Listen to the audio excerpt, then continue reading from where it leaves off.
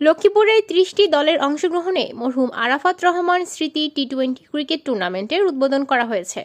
College road ক্রীড়া সংঘের আয়োজনে মঙ্গলবার ২১শে জানুয়ারি দুপুরে ট্রফি উন্মোচন, বেলুন ও পায়রা উড়িয়ে লক্ষ্মীপুর সরকারি কলেজ মাঠে এই টুর্নামেন্টের উদ্বোধন করেন বিএনপির যুগ্ম মহাসচিব শহীদউদ্দিন চৌধুরী অ্যানি। জেলা বিএনপির সদস্য সচিব শাহাবুদ্দিন সাব্বুর সভাপতিত্বে এতে বিশেষ অতিথি হিসেবে ছিলেন জেলা ক্রীড়া সংস্থার সাবেক সাধারণ সম্পাদক মঈনুদ্দিন চৌধুরী কামরু, সদর উপজেলা বিএনপির আহ্বায়ক মাইনুদ্দিন চৌধুরী রিয়াজ, লক্ষ্মীপুর পৌর বিএনপির আহ্বায়ক অধ্যাপক নিজামুদ্দিন, জেলা শ্রমিক দলের সভাপতি এম.এ. হাশেম, জেলা ফুটবল অ্যাসোসিয়েশনের সহসভাপতি আব্দুর রব শামীম, মহসিন কবির স্বপন প্রমুখ।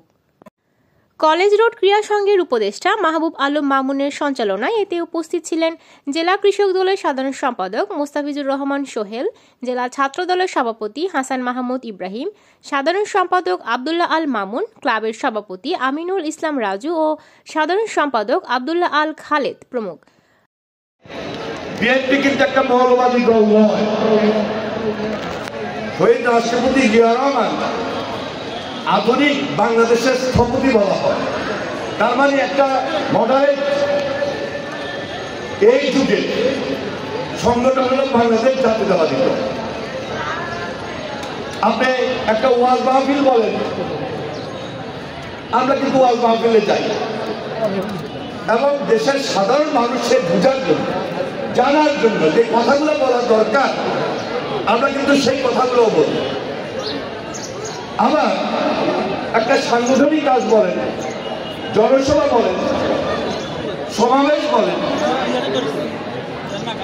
মানববন্ধন বলেন, সাংগঠনিক প্রতিনিধি সভা বলেন, কর্মী সভা বলেন, সেখানে কিন্তু আমরা সার্বক্ষণিকভাবে এই বাংলাদেশের প্রয়োজনে যে রাজনীতিটা বাংলাদেশি জাতীয়তাবাদের ভিত্তিতে যে কথাগুলো বলা দরকার আমরা সেইগুলোই কিন্তু খুব সাধারণভাবে সাধারণ মানুষের কাছে নিয়ে যায়, সাধারণভাবে সাধারণ কর্মীদের কাছে নিয়ে যায়। এটা হলো মানুষের সঙ্গে আমাদের যে ইন্টারেকশন, এটা বৃদ্ধি করার জন্য সাধারণ মানুষ সাধারণ কথা শুনতে চায়, সহজ ভাষায় আমার বক্তব্য শুনতে চায়। তারা কিন্তু খুব ক্রিটিক্যাল চিন্তা এদেশের মানুষ করে না। তাহলে আমার রাজনীতিবিদ, আমার নেতৃত্ব, আমরা যারা রাজনৈতিকভাবে সাধারণ মানুষের সঙ্গে মিশি, এখানে নতুনভাবে আমাদেরকে একটা চিন্তা করতে হবে। 5 আগস্টের পর বাংলাদেশে একটা রাজনীতির গুণগত পরিবর্তন হচ্ছে না, তাহলে রাজনৈতিক নেতৃত্বের একটা গুণগত পরিবর্তন এদেশের মানুষ চায়, আশা করে, প্রত্যাশা করে। এটা যদি আমরা না দিতে পারি, বাংলাদেশের বিএনপির মতো মডারেট রাজনীতি দল যদি না দিতে পারে, আর কেউ দিতে পারবে না। তারেক রহমানের প্রত্যেকটা বক্তব্য 5 তারিখের পর সবাই আরো বেশি বেশি করে শুনে। মানুষের প্রত্যাশার জায়গা এত বেশি, মানুষ এত বেশি তারেক রহমানের বক্তব্য এবং কথা কাজের উপর ডিপেন্ড করে, ভরসা করে। মানুষ এখন বারবার করতেছে তারেক রহমানকে নিয়ে আসেন না কেন, আসছে না কেন। এটা গণদাবিতে পরিণত হয়েছে, এটা গণদাবিতে পরিণত হয়েছে, জনদাবিতে পরিণত হয়েছে। আপনি তারেক রহমানকে চাই। আপনি দেখান বাংলাদেশে 5টা লিডারশিপ, যিনি স্টেটসম্যান হবেন, যিনি রাষ্ট্রনায়ক হবেন, যিনি রাষ্ট্রপতি হবেন, যিনি প্রধানমন্ত্রী হবেন। দেখান তার কমেন্টের বাইরে একটা নেতা আছে যার জামাত ইসলামীতে, যার অন্যান্য রাজনৈতিক দলে, আসেন বিএনপিতে। তারেক রহমানের বিকল্প স্টেট বাড়ির সঙ্গে এই দেশে ভর করবে, ভরসা করবে, ডিপেন্ড করবে।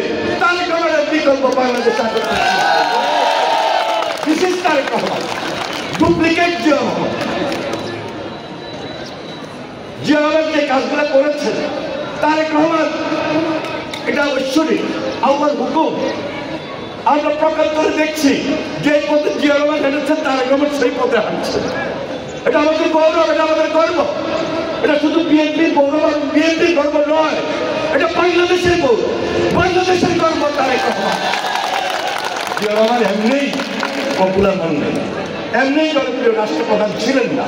মাত্র 3.5 বছর থেকে 4 বছরে শুধু খাল খননের একটা কর্মসূচির মধ্য দিয়ে, বাংলাদেশি জাতীয়তাবাদের রাজনীতির মধ্য দিয়ে তিনি বাংলাদেশের গ্রামের মানুষের কাছে গিয়ে পপুলার হয়েছেন, জনপ্রিয় হয়েছে। একটা খাল কাটা শুনতে ছোট্ট বোঝা যায়, খাল কেটেছে। আমরা ছাত্ররা ক্লাস 6-7 ছিলাম, এখানে অনেকেই হয়তো আছে। খাল খননে গিয়েছিলাম, মুসার খাল খননে। এই খাল খননে আমরা শুনছি যে জিয়া রহমান আসবে, স্কুল থেকে আমরা দৌড়ে চলে গেছি। যাই সেখানে আমরা খাল খনন করছি জিয়া রহমানের সঙ্গে, হাত মিলেছি। খাল খনন শেষ করি, খালের পাড়ে উঠি, একসঙ্গে মুড়ি খাইছি আর পানি খাইছি। এই ছিল জিয়া রহমান, সাদামে ধরো। তাহলে এই খালে খাল খনন হচ্ছে, ছাত্ররা খাল কাটছে, কৃষকরা খাল কাটছে, শ্রমিকরা খাল কাটছে, যুবকরা খাল কাটছে, তরুণরা খাল কাটছে। খাল কাটার পর ওই খালে পানি আসছে, পানিতে মাছ চাষ, এই পানি জমিতে দেওয়া হচ্ছে, সেচ দেওয়া হচ্ছে। সেচের পর উৎপাদন দ্বিগুণ হচ্ছে, এই উৎপাদন বিদেশে রপ্তানি হচ্ছে। এই খালের দুই পাড়ে গাছ লাগাইছে, খালের মধ্যে মাছ ছাড়ার পর হাঁসের চাষ হচ্ছে, হাঁস মুরগির খামার হচ্ছে, গবাদি পশুর খামার হচ্ছে। দিশেই জিয়া রহমান, এটাই বাংলাদেশের জাতীয়তাবাদ। যে বাংলাদেশের সাধারণ মানুষের সঙ্গে জিয়া রহমানের সম্পর্ক এইভাবে সৃষ্টি হয়েছে। এটাতে জিয়া রহমান খুব গভীরভাবে চিন্তা করেছে যে আমি তো সবাইকে চাকরি দিতে পারবো না, সরকারি চাকরিকে ইচ্ছা করে সবাইকে এখন দেওয়া যায়। তাহলে আমি যদি আত্মনির্ভরশীল, তাহলে দেশকে স্বনির্ভর যদি করতে হয়, তাহলে বাংলাদেশি জাতীয়তাবাদের রাজনীতি, জিয়া রাজনীতির বিকল্প একটা দেখা